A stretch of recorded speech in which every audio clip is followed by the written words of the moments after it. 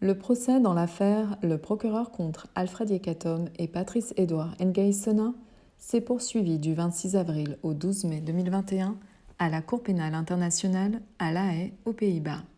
Pendant cette période, 4 témoins ont été appelés par l'accusation et ont été interrogés par différentes parties et participants. Alfred Yekatom et Patrice Edouard Nguesson sont accusés de crimes de guerre et de crimes contre l'humanité commis par les groupes armés anti-Balaka contre la population civile musulmane lors d'un conflit armé avec les groupes armés Séléka en République centrafricaine, dite RCA, en 2013 et 2014. La Chambre de première instance, composée du juge-président Bertram Schmitt, du juge Peter Kovacs et du juge Chango Chung, a accordé des mesures de protection à certains témoins impliquant entre autres la distorsion de l'image et de la voix, le recours à un pseudonyme ou encore à des huis clos partiels, le tout afin de protéger l'identité des témoins. L'accusation a déjà présenté 4 témoins devant la Chambre. Monsieur Casper Eicher est le 5e témoin de l'accusation. Il s'est rendu en République centrafricaine à plusieurs reprises en tant que chercheur et a produit plusieurs rapports sur ses découvertes pour le bureau du procureur. En 2014 et 2015, il a fait des recherches sur les causes du conflit en RCA et sur les principaux acteurs impliqués. L'avocat du bureau du procureur, maître Eric Iverson, a interrogé le témoin sur son entretien avec l'accusé, M. Nguesson. Dans votre déclaration, paragraphe 33, qui correspond à la référence CAR OTP 2091-0127, à la page 0134, vous dites qu'il est clair que Nguesson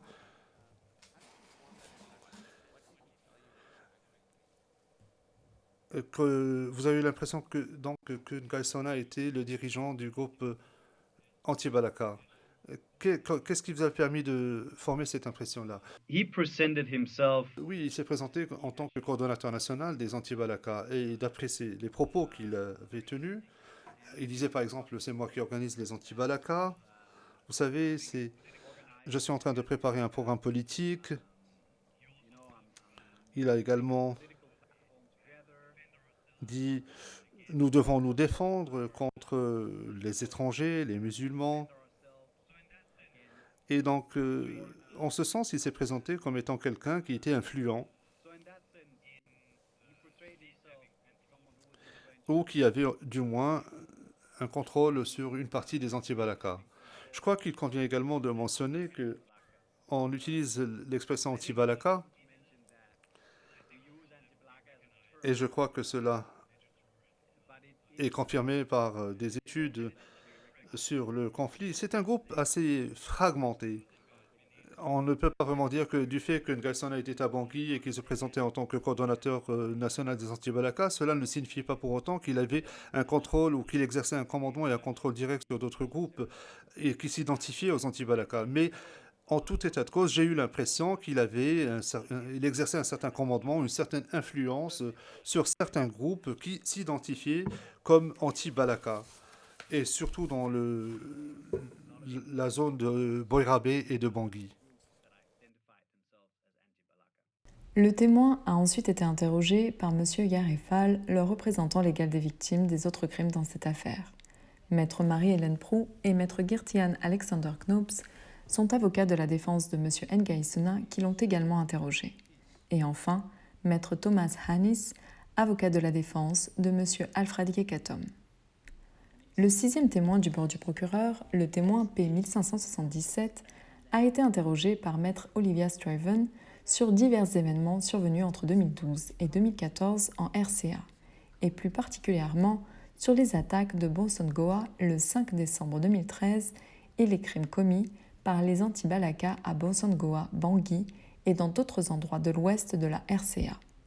Lors de sa déposition, le témoin a précisé que les groupes anti-Balaka attaquaient.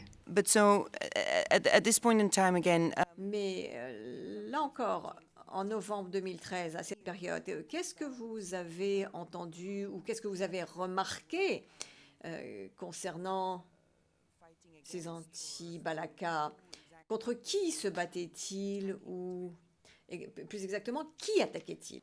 So the anti-Balaka would say Les anti-Balaka vous direz qu'ils étaient là pour protéger leur famille contre la Seleka. Mais les preuves que nous avons vues étaient que les groupes anti-Balaka s'en prenaient pas uniquement à des cibles militaires, mais aussi à des cibles civiles. Nous avons parlé à plusieurs personnes qui nous ont dit qu'il s'agissait de civils et que les groupes anti-Balaka s'en étaient pris à eux alors qu'ils étaient des civils. And when you say civilians, Lorsque vous dites que des civils, vous parlez de civils, est-ce que vous parlez de civils en général ou est-ce que il s'agissait de civils facilement identifiables? they were identified Ils étaient identifiés comme appartenant à des groupes musulmans ou Peuls. Ce sont des groupes qui avaient dit qu'ils avaient été attaqués par des anti-Balaka. L'accusation a ensuite interrogé le témoin P1577 sur ses conclusions concernant l'utilisation des enfants soldats par les groupes anti-Balaka. and did you happen to discuss Est-ce que vous avez eu l'occasion de discuter de l'âge de ces enfants avec eux ou avec quelqu'un d'autre, soit lorsque vous avez rencontré ce groupe, soit plus tard? we discussed it with them. Nous en avons discuté avec eux.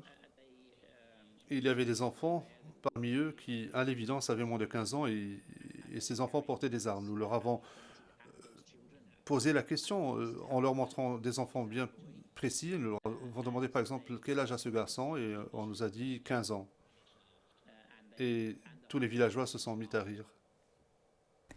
Le représentant légal des anciens enfants soldats dans cette affaire, maître Dimitro Soproun, a également interrogé le témoin P1577 sur l'utilisation des enfants soldats dans les groupes anti-Balaka. Pendant cette visite, est-ce que vous avez pu observer les enfants de moins de 15 ans porter des gris-gris? In this instance, being quite specific, Les enfants ne présentaient aucun signe de puberté. Ils n'avaient pas de cheveux. Leur voix n'était pas cassée. C'est pourquoi j'ai conclu qu'ils avaient moins de 15 ans. Le témoin P1577 a ensuite été interrogé par maître Knops, avocat de la défense de M. Nkaïsona, et maître Hannis, avocat de la défense de M. Yekatom, avant de conclure son témoignage.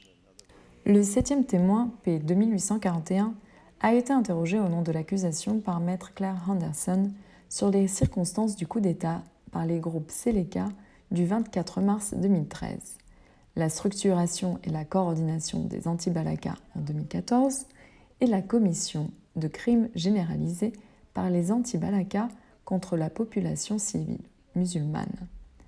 Le témoin a alors et d'abord décrit l'atmosphère lors de l'avancée des groupes Seleka vers Bangui au cours de la période 2012-2013.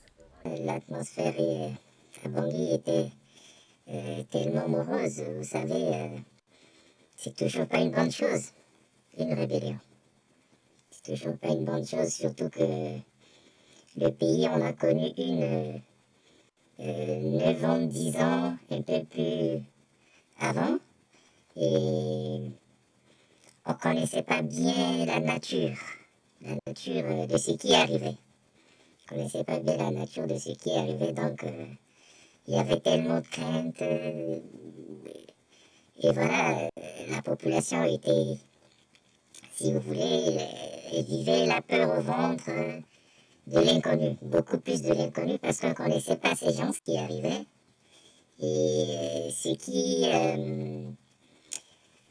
surtout la vitesse à laquelle l'opération se menait, et les dégâts aussi qui étaient causés sur le passage.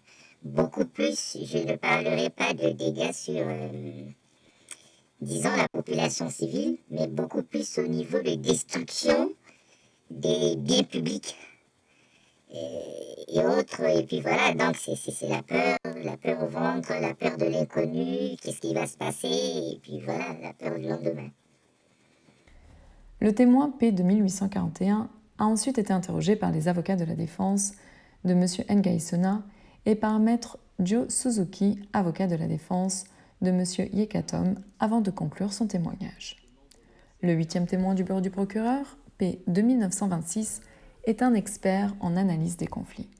Il a été interrogé par l'avocat principal du bureau du procureur, maître Kweku Van de Puy, pour avoir produit un rapport. Il a entre autres parlé des causes et des circonstances du coup d'État des groupes armés Seleka du 24 mars 2013 et de la situation politique et sécuritaire en RCA.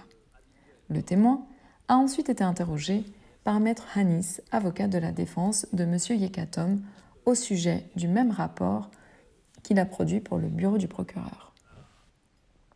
Le témoin P1926 a également été interrogé par maître Knops, avocat de la défense de M. Nguyen Sona, avant de conclure son témoignage.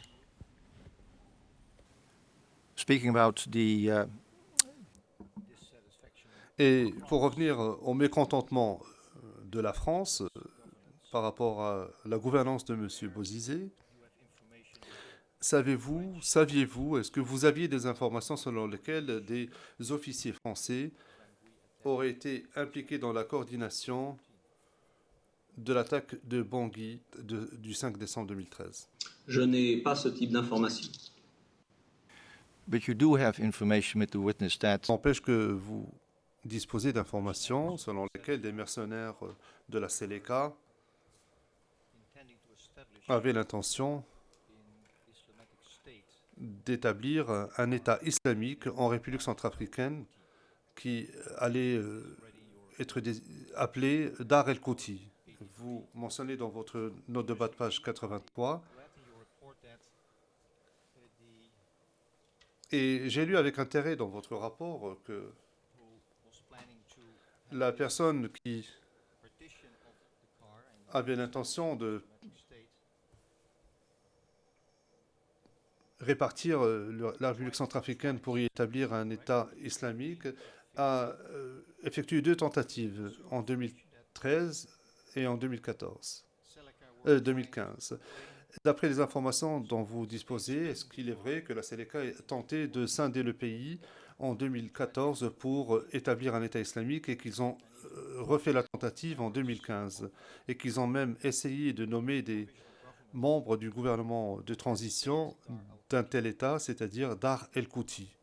Alors, je n'ai jamais écrit dans aucun rapport que la Seleka voulait établir un État islamique. C'est une lecture que je ne retrouve dans aucun de mes écrits.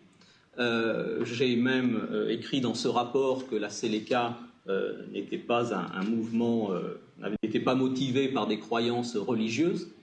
En ce qui concerne la note de bas de page dont vous parlez, ça fait référence en effet à ce qui s'est passé en 2014, lorsqu'il y a eu des tentatives de reformation de la Seleka et qu'il y a eu des dirigeants de la Seleka qui ont pris une position radicale qui consistait à dire eh bien, faisons une partition de la partie nord-est du pays. Et pour légitimer en quelque sorte leur discours, ils faisaient référence à l'ancien sultanat du Dar el-Kouti, qui est une création du 19e siècle. Je n'ai en aucun cas dit qu'ils voulaient créer un État islamique et je n'ai pas non plus dit qu'ils étaient des mercenaires. Le procès dans l'affaire, le procureur contre Alfred Yekatom et Patrice Edouard Nguyen Sona s'est poursuivi le 24 mai 2021 avec la déposition du 9e témoin à charge.